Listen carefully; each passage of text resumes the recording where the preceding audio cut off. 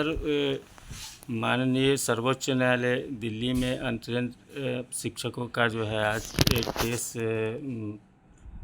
का डेट था, उसमें क्या क्या हुआ सर? आज माननीय सर्वोच्च न्यायालय में हम लोगों का दो मैटर लगा हुआ था। एक जो SCRT से या बिहार स्कूल एग्जामिनेशन बोर्ड से कहिए DLED ODL वाला जो मैटर था, जिसमें बहुत सारे शिक्षक भाई बहन फेल कर गए थे, उनका मामला सबसे पहले लगा हुआ था ऊपर में।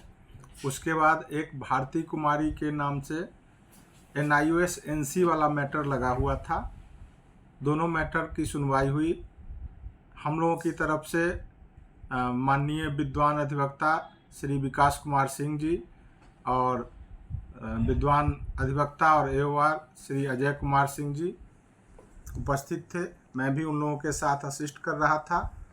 सुनवाई के क्रम में दोनों तरफ से आर्गूमेंट किया गया। जज साहब भी कुछ पूछे, उस पर हम लोगों की तरफ से जवाब दिया गया। फाइनली हम लोगों के मैटर में स्टेटस को यानी यथास्थिति बनाए रखने का आदेश पारित किया गया है। यथास्थिति का मतलब हुआ कि जो लोग काम कर रहे हैं करते रहेंगे, जो लोग हट गए हैं उन पर बाद में विचार किया जाएगा। फाइनल ऑर्डर में जैसा आदेश आएगा उससे वो प्रभावित होंगे। लेकिन स्टेटस को मिलना भी अपने आप में एक जीत है और कहीं ना कहीं माननीय न्यायाधीश महोदयों को यह लगा होगा कि इस मामले को सुनकर और उसमें आदेश पारित करने की आवश्यकता है, ज़रूरत है। इसलिए यथास्थिति बनाए रखने का आदेश पारित किया गया है। सर, पूरे बिहार में तो जो काम कर रहे हैं नहीं कर रहे हैं सभी लोगों का वेतन बंद है, तब क्या वेतन मिल सकता है क्या? वेतन के लिए अभी कोई आदेश नहीं जारी किया गया है, परंतु काम करने का जब आदेश हुआ है तो वेतन भी मिलेगा। क्योंकि जब कोर्ट का आदेश है काम करने का, तो बिना वेतन का तो आदेश हो नहीं सकता है। अगर यथास्थिति बनाए रखने की बात है, जो लोग काम कर रहे हैं कम से कम उनका वेतन तो मिलना ही चाहिए।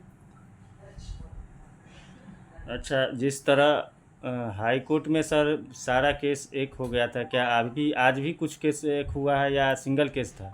आज एक और केस जो कल तक डिफेक्टिव दिखला रहा था, उस केस के विद्वान अधिवक्ता महोदय ने हम लोगों की बहस पूरी होने के पश्चात उस मैटर को भी हम लोगों के केस के साथ टैग करवाया है।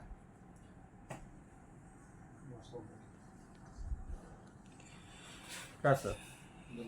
ठीक है, धन्यवाद सर। हम लोग देखते हैं आगे क्या होता है सर।